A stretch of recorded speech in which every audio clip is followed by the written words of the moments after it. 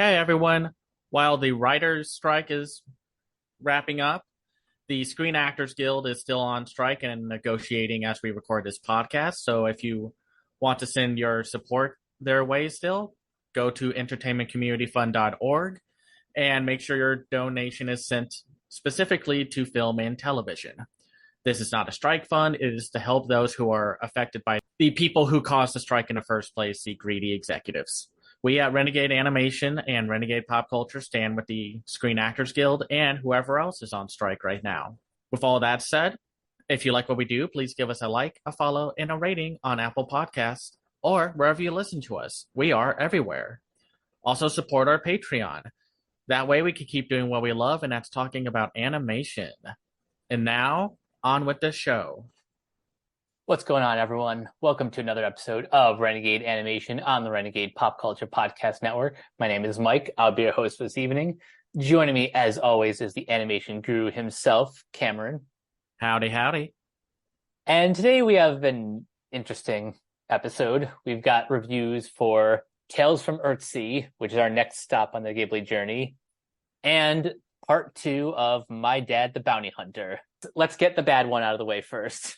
As much as I like to be positive with these kind of films, and not try to join up with the naysayers and negative Nancys of the world, there are very few things that every Ghibli fan can agree on. And that's the fact that Tales from Earthsea was technically considered at the time Ghibli's weakest movie. Directed by Goro Miyazaki in his directorial debut, caught in a pretty rushed production pipeline, since originally the author of the book wanted Hayao Miyazaki to direct the film, but Hayao Miyazaki was busy with his polarizing Howl's Moving Castle. Suzuki of Studio Ghibli was like, hey, let's get Goro to direct it. And essentially got told, pick up your favorite story elements from the 4 Tales from Earthsea books, and we're just going to push them all into one movie. That sounds like a disaster waiting to happen. And to no shock, it was a disaster. A film that was pretty much Ghibli's first critically panned entry in their filmography. While it has gained a sort of small fan base over the years, until Earwig and the Witch came out, this was considered the low point of the Ghibli library. And it's really obvious to see why. It sucks because I haven't read the Earthsea books, I can't really say whether or not this works as an adaptation, like as a fan of the books, but I can just kind of tell by watching this, the pacing of this movie is just kind of all over the place. The problem is that it sets up so much at the beginning. There are dragons fighting one another. There's an illness spreading across the land. There's political intrigue.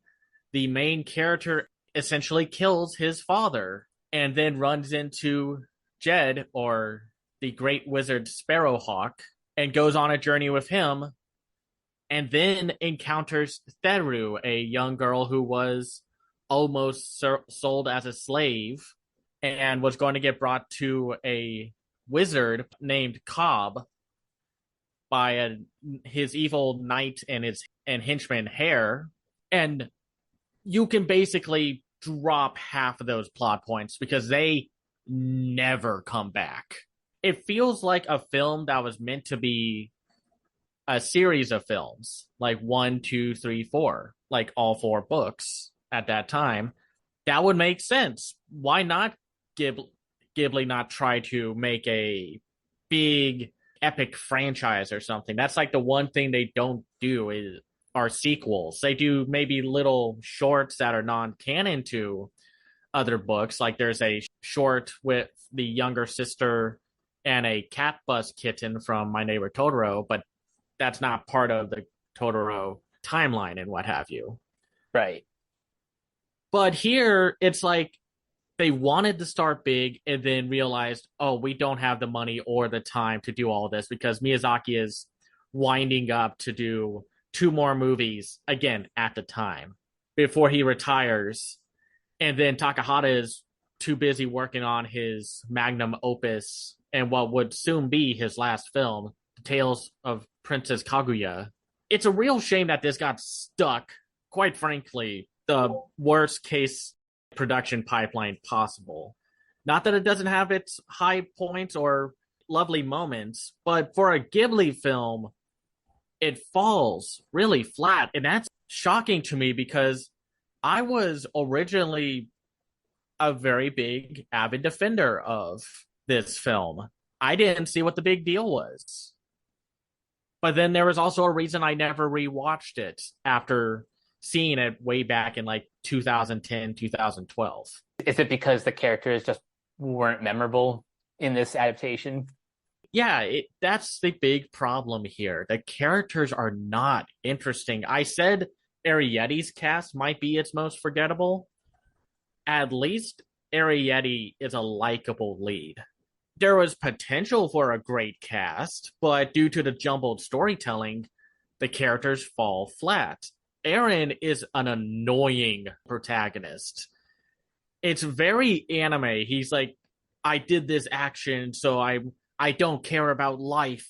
And unfortunately, my actions are catching up to me via this shadowy version of myself that unfortunately is never explained or built upon because the film has no time to actually build upon its themes of life and death. Theru is probably the weakest protagonist of Ghibli's filmography. I am shocked at how annoying and bland she is. It's unfortunate because all of the backstory that we know about her is told all through exposition, which is like one of the cardinal sins of storytelling. Show, don't tell. Exactly. Like I said, there was lost potential with this movie, especially with Sparrowhawk, voiced by the always great Timothy Dalton. He was probably the bright spot of this whole movie, even though he was a very generic mentor, wise man character. I liked his backstory. I liked the possible lore and story potential that he brought, but I'm having a hard time remembering if any of it got solved or if he ever like pushed back against the villain's ideologies with his own. It is a shame, and I wish this movie was better because the Earthsea books, they sound really fascinating. This movie just kind of comes across as like a half-baked Wikipedia entry with sometimes decent visuals, and the music though is great. Yeah, the music is wonderful. That's because it was composed by Tamiya Terashima. You would know their work from stuff like Heart and Yummy, Plastic Little, Key the Metal Idol, and The Boy Who Saw the Wind, Hero Tales. And then we also have just a nothing female co-lead with Tenar, voiced by Mariska Hargitay, who y'all would know from like Law and Order SVU and such. She doesn't leave much of an impression, anything. She's just there because they needed a character to be there. She is just kind of the generic caretaker woman who happens to be the love interest of Sparrowhawk. I don't even believe that. Like, there was no chemistry. Like, this film has an idea of what old fantasy and epic fantasy look like and feel like, but not the emotional core to any of that. And that results in probably the other biggest problem with this movie. It's villains. Not that they are bad. Like, the idea of them aren't bad. I mean, you got the typical evil knight captain voiced by Cheech Marin, who I also thought did a fun job as the villain, even though his character is just nothing outside of the archetype. That's one of the saving graces of the English dub is that still one of the later ones from the Disney era, but they cast people who elevated the material just through their own, for the most part, charismatic performances. And then we have Cobb, voiced by probably the best casted actor in this movie in the dub, Willem Dafoe. And Cobb is a frightening villain. He is creepy. He is scary. He's probably one of the most imposing villains out of the Ghibli movies. Mm-hmm. He's just not very interesting. And I hate that we have to keep saying that, but that's a problem because the film, for the first half, sets up all of this stuff, and it feels like it's about to follow through with it. And then it drops half of it by the second half, and then by the last third, it just becomes generic fantasy stuff. And it just doesn't handle any of the themes of like dealing with life and death, running from your past actions, or like you have to meet up with them, or the fact that you have to cherish life. Even the author of these books, the nicest thing they could say was, it's a good movie, but it's not my books. It sounded like a very polite way of saying, hey, your movie did a very bad job, but at least it's your movie. I don't necessarily agree that every single adaptation needs to be 100% faithful to its source material, but something tells me that this was, maybe the author is just too close to her own books, but just sounds like this was just the wrong approach. Yeah, it's weird. It's interesting to just watch this movie and how it just unravels from how much it sets up and then just under delivers, because it really ends in a way that is different in a bad way compared to most Ghibli films. Not every Ghibli film needs to have a happy or a resolved ending. This doesn't really have so much an ending as much as like till next time, basically. And that's just frustrating to sit through. I don't know what it is about Goro Miyazaki and his inability to not write a compelling story.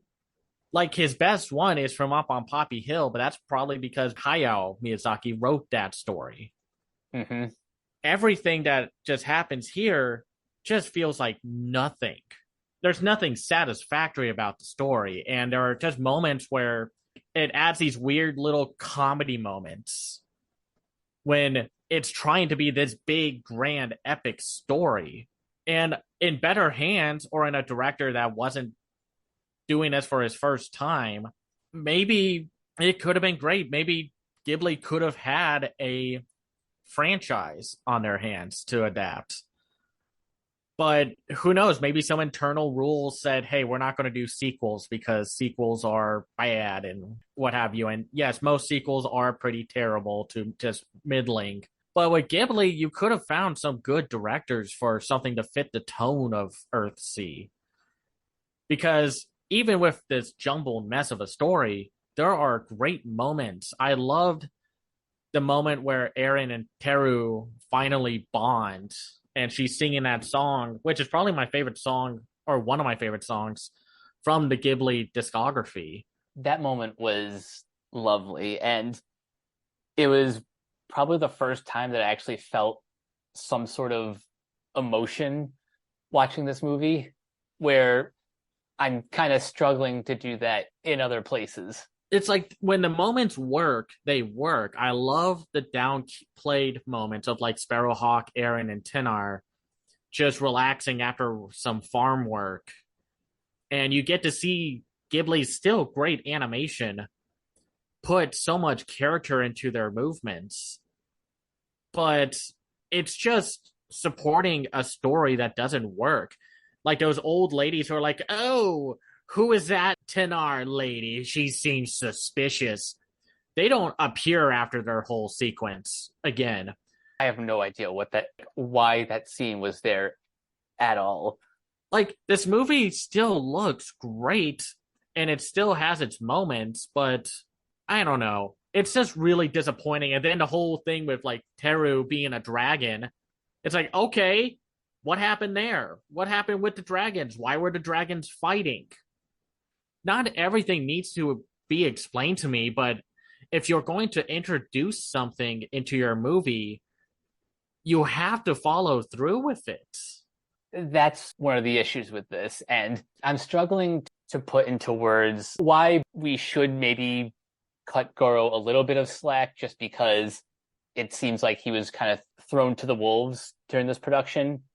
But at the same time, we can't use the excuse of, oh, it was his directorial debut, because I've seen many directorial debuts that are excellent.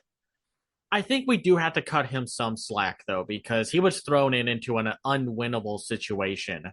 He wasn't a director. This was his first film. And from what I could find in terms of research, they pretty much rushed this into production more than any other because it's like, oh, we finally got the approval from the author. That means we can finally do it. So let's do it because it's going to take 2 or 3 or 4 years to make this movie. And it still looks great. I love the backgrounds and the environmental art. The character designs are still super appealing. Like it's all there. It just doesn't have the heart that you would expect. And maybe if I wasn't going through these movies again with you, I would be like, I just remember it being okay.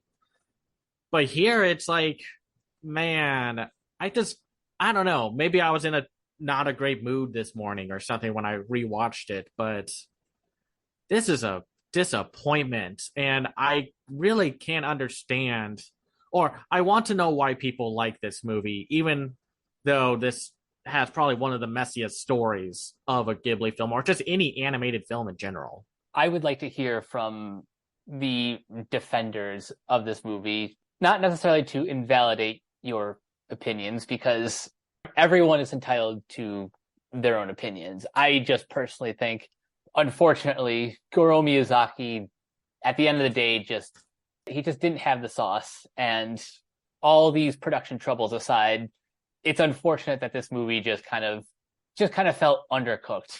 Exactly. It's just a real grade A bummer. Even after all this complaining and criticizing, there's a better movie in there somewhere. If they probably just took out the dragon stuff and all the political stuff at the beginning, and I'm not saying take out the politics, that's impossible. Art in itself is political. Mm-hmm. But don't set up so much stuff at the beginning when there's nothing else that's going to follow up from those proceedings. We don't hear about the illnesses or the problems with the livestock or anything after that. As much as I love Timothy Dalton, Willem Dafoe, and Cheech Marin, I just thought the other three, I thought Mariska wasn't that great of a voice actor. Matt Levin and Blair Restano were not great. I thought their voice acting fell flat. Same. And I just don't think a different voice actor was going to save this dialogue. But, if you still haven't seen this movie, because it was considered from the time of like the late 2000s, early 2010s, one of the, well, quote unquote, worst films of the Ghibli library alongside Howl's Moving Castle, Pom Poko. I mean, give it a watch. I think there's something interesting to be had and a conversation that could lead to something truly fascinating when you watch a bad movie or a underwhelming movie and then just hash it out with a few friends and such. I would never tell someone not to watch a movie just because it's not great, because you may walk away with a different opinion. But there are lessons learned from this movie, and even doing some research on the production. But for now, we must spin the wheel of Ghibli. We only have 3 films left. We have 1 Isao Takahata film and 2 Miyazaki films left. We are almost there. We are going to catch up before The Boy and the Heron is released. Let's see what we get this time. Ha! Alrighty. here we go. We're going to talk about Hayao Miyazaki's follow-up after Howl's Moving Castle, Ponyo, his unique take on The Little Mermaid, which everyone has a unique take on the Little Mermaid story. So Of course. I remember loving this one, and I still love this one. I bought a steelbook edition of this movie because I loved it so much, but I haven't watched it in a while, and it's not for the reasons Tales from Earthsea had that distinction. So let's talk about part two of My Dad the Bounty Hunter. It took a little bit to get back to this one because we were busy with other podcast episodes and the summer anime season. But I am so happy to be back in this sci-fi world because I thought part two was very good. Yeah, part two does something really cool in that we get more focus on Tess and her backstory, and also we specifically get to see her home planet of Doloram. And a couple months ago about Kizazimoto and how we enjoyed seeing all that Afrofuturism, we get that in space, and it's pretty cool. The base of this second part is that Harry Hendricks, aka Sabo Brock, voiced by Laz Alonso, gets kidnapped by a bounty hunter named the Widowmaker, voiced perfectly by Ralph Ineson. And it is up to Tess, or Janira, voiced by Yvonne Orji, to go back out into space and find him with, of course, their two children, Lisa and Sean, and a very entertaining character, Blobby, who we get to see in the very first episode of this show, voiced by Patrick Harpin, one of the co-creators of the show. And they run into a new member of the conglomerate who is named Pam, voiced by the always delightful Chelsea Peretti. Yes. And we get to, like you said, go back to Janira's home planet where we encounter her parent, Emperor Odoman, voiced by Adewale Akinyu Agbaje, who was Killer Croc in the Suicide Squad movie from 2016. But you all probably know him also from like the Bourne Identity films, G.I. Joe, The Rise of Cobra, Thor, Dark World. He's been in a lot of places. And we also meet Empress Garita, voiced by Janet Hubert, an old friend of Tess's named Aja, voiced by Thandu Thabeth, and another entertaining villain character or co-antagonist turned good guy, Wakala, voiced by the always on his game Keith David. And it's been a while since we seen this show. I think originally it was released back in February. Yep. The CGI for this show is amazing. I love Dwarf Animation's visual look for this show, and you truly do appreciate that they went the extra mile, or were given the extra mile during the production pipeline to do texture work on the characters. Like, they don't just look like flat Barbie and Ken dolls. They have weight. They are very textured. Some characters do have like a bit of shine to them, but that's because if we're talking about Blobby, for instance, they also were able to do lighting, which that's just amazing, because I feel like sometimes some CGI shows are not given enough time to do shadow and lighting work with the CGI worlds they craft. So we end up with very flat looking worlds. Here, we're not. It feels atmospheric. You feel engrossed in either like the shady nightclub, the planet of Doloram, or like back at home. And like, they don't repeat any story beats here. And I like that, because it's so easy to just, a lesser production would have just rehashed having Tess go into space and just do the same plot again. Have like bring back Jim Rash as Tim Fixer as the villain again, but no, he's dead. Yeah, very so dead. so instead we have Chelsea Peretti, who plays Pam, who really just shows that the conglomerate are very much space capitalists, and also by the end of this second part, space colonialists. And they continue that great dynamic drama between the family members. I love that the kids feel so realistic to the adults, and the adults are also realistic. I loved that there was drama between Tess and Lisa. I loved the kind of teenage, like, I know more than you personality from Priya Ferguson, who plays Lisa, and how it clashes with Tess, who doesn't really quite know how to explain the situation to her kids. Well, part of the reason she's struggling is because the situation she's in is she's not really good at facing her decisions. So she spends a lot of, at least like the first half, dodging questions and sort of avoiding confrontation when she can. Exactly. And of course, the daughter thinks, like, wow, you're a space princess? Why would you give that up? And Janira is like, yeah, let's see how you like not having control of your life, control of your actions, control of just anything. Let's just see how you like that. It's just great to see a flawed family dynamic, because sometimes, like, there are moments and times for shows and films to have like pretty good, happy, dynamic family chemistry. But for something like this, they continue the flawed chemistry from the first part to here, and it makes for very compelling characters. It helps that everyone in the family has their own agency.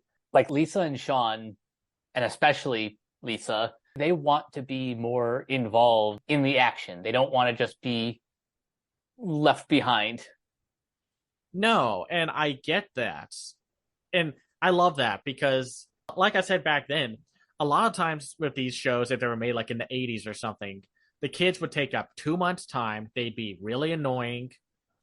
And here, the writing just helps make all of these characters work well off another. I loved seeing Glorlox again. And even though he kind of cuts out for a majority of the 9 episodes, which was really crummy done because the first episode is like 40 minutes. I'm not sure why that was. Maybe just the pacing of that episode kind of required it to be 44 minutes, I guess. Well, it just sounds like Netflix was trying to cut out another episode so they wouldn't have to pay the creators. So they just double billed the first 2 parts as one episode, when they don't even do that for the second 2-parter at the end of this part. I just love how lived in this world is that they've crafted once again. I loved seeing all the small minor characters. You hear Kevin Michael Richardson as Clean Mike, and then like Tim Meadows as Principal Liam. I love the little flip on like, oh, you think the kids are going to get told that, okay, what you're doing is not okay. But with Sean, they're like, man, Sean is creative as heck. Like, this is great. And then they talk about Lisa being like, well, I'm better than everyone. I don't need to live here. Earth sucks. Like, they all played a part. They weren't just there to fill up space. Even like Godfrey as the public defender, Ja Bolu for Terry, was very funny. I loved his character. He was great because he was so bad at his job that it just made everything worse. Like, his character reminds me of someone that Richard Pryor would probably play if this was like from the 70s or 80s. Oh, I could totally see that.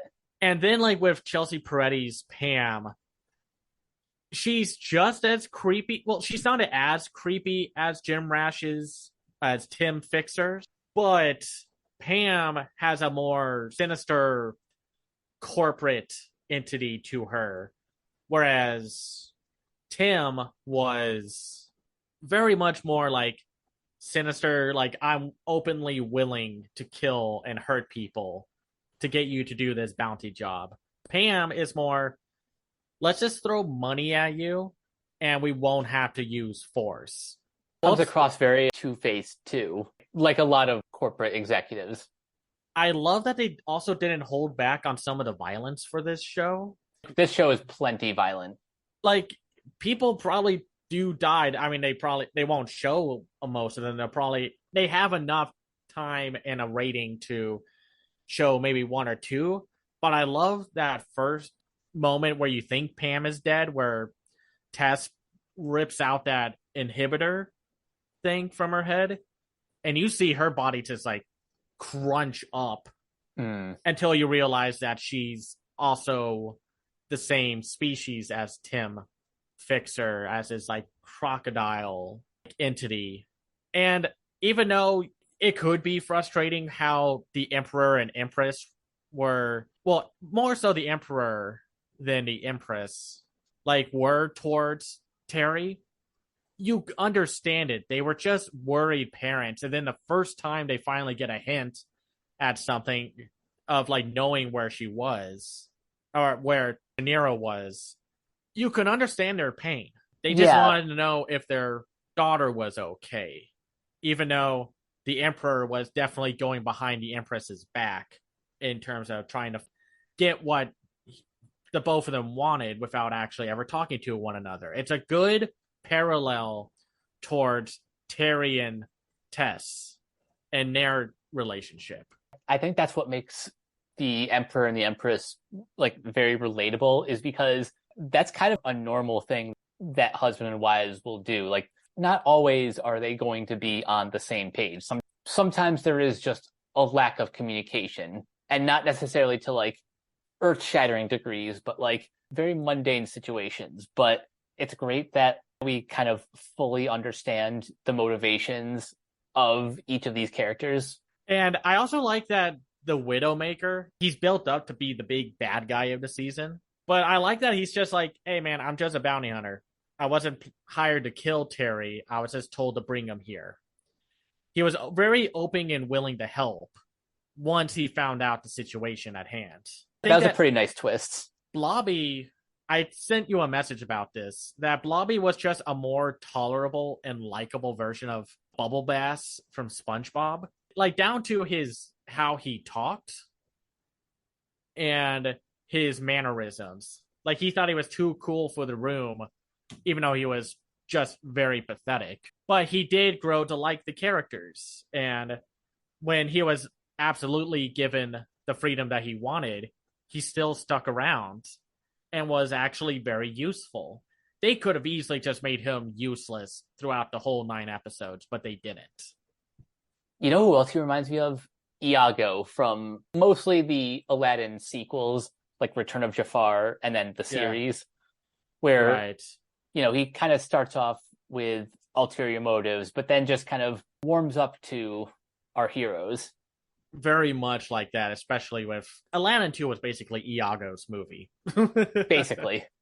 Like, since he was the only one to get a real major character arc from that story. But man, that's been a while since I've seen that movie. Probably haven't seen it since the 90s. Anyway, but back to My Dad the Bounty Hunter. It's just really cool that we, like, in a year where we also got Kizazimoto and Moon Girl and Devil Dinosaur, that we got this really cool representation of Black families that we don't really see in a lot of media, or we don't get to see a lot of it because of just how Hollywood unfortunately runs. And not only that, but like, it's a Black family, but in genre storytelling. It's cool to see representation like this, and it sucks that Netflix essentially buried this second part because, as we all know, they don't care about the actual art that they're making. They care that they have stuff for their streaming service, even though they are taking off stuff from their streaming service and they are charging us more, because it's apparently our fault that they hit the glass ceiling way too hard and are realizing, oh, the infinite growth thing ain't working. So we're going to make all the art that we make and all the audience members and subscribers suffer for it. It is frustrating. Because this is a genuinely great show. Probably still one of my favorite shows of the year so far. And this second part really encapsulates that. And it's got good action. It's got things for both adults and kids. It's funny. I loved the fact that they go to Bucky Quanto's and it's now like a health food place, and all the fake artery clogging food are just holograms.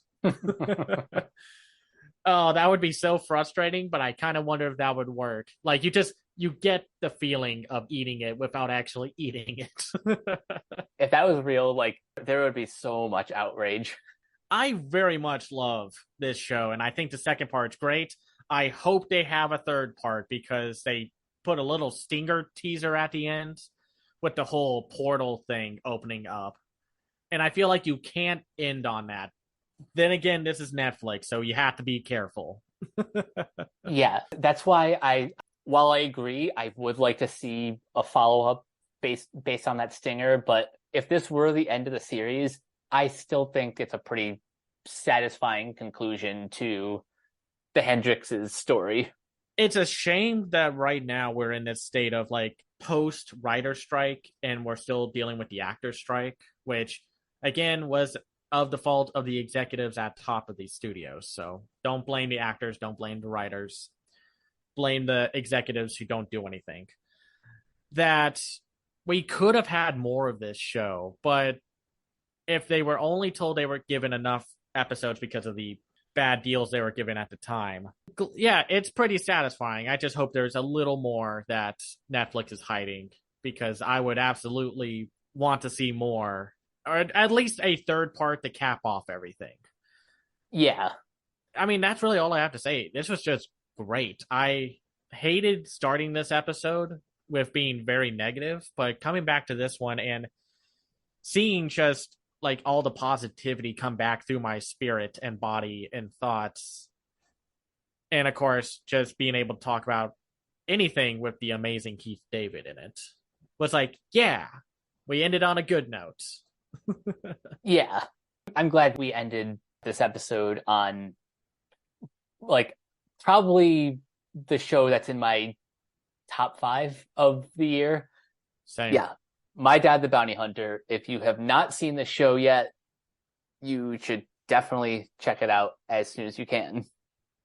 Exactly. If you want some really pristine, high quality representation and just fun storytelling and action, definitely give it a watch. But for next time, well, we're going to be taking a little break. We'll be trying to set up a Halloween episode before Halloween comes up. So we'll just have to see. You'll just have to wait and see what that is. So, but we'll definitely be talking about stuff like Castlevania Nocturne, maybe Uzumaki if it comes out at that time, and Scavenger's Reign, and we got a lot of shows to talk about when we get back. So Halloween's going to be a fun time, but until then, Cameron, where can everyone find you online? You can find me on Twitter as long as that site's still on. I'm not going to be posting there as much anymore, but I will be on Blue Sky, same moniker as Cam's Eye View. I also have a website called camseyeview.biz where I review animated films and shows from around the world called The Other Side of Animation. I also have a Patreon at patreon.com/camseyeview. That's where you can find me. And you guys can find me on various social media at Captain K42. You guys can check out my quick thoughts on letterboxd.com/CoachK42. And you can follow Renegade Pop Culture on Facebook and that place at Ren Pop Culture. You can also find us on YouTube, Podchaser, subscribe to our Patreon at patreon.com/Renegade Pop Culture. Listen to all of our podcasts on Spotify, Apple Podcasts, wherever you listen. And last but not least, everything can be found at renegadepopculture.com. Need an escape? So do we. That'll do it for this episode of Renegade Animation. We will catch you guys later. Peace out.